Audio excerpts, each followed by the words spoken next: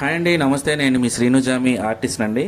నేను ఒక షూటింగ్ కోసం అయితే కొత్త సినిమా షూటింగ్ కోసం రామోజీ ఫిలిం సిటీకి వచ్చానండి. షూటింగ్ కోసం అదిగోండి, షూట్ గ్యాప్లో కొంచెం అదంతా లొకేషన్స్ అంతా తీసి మీకోసం చూపిద్దామని తీస్తున్నాను.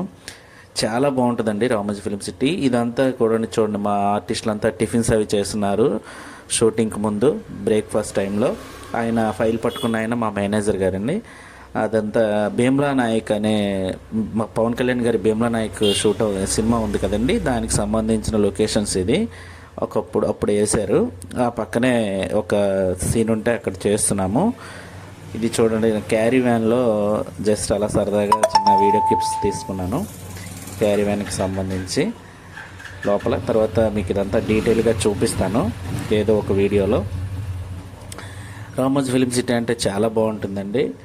ఇదంతా చూడండి, ఇదంతా మట్కా, మన వరుణ్ తేజ్ గారి సినిమా వచ్చింది కదండి, కరుణ్ కుమార్ గారి డైరెక్షన్లో మట్కా సినిమాకి సంబంధించిన షూట్స్.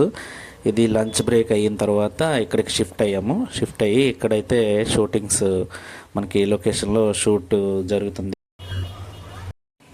ఈ మట్కా సెట్ పక్కనే మా కొత్త సినిమాకి సంబంధించిన లొకేషన్ కూడా సెట్ కూడా వేశారు.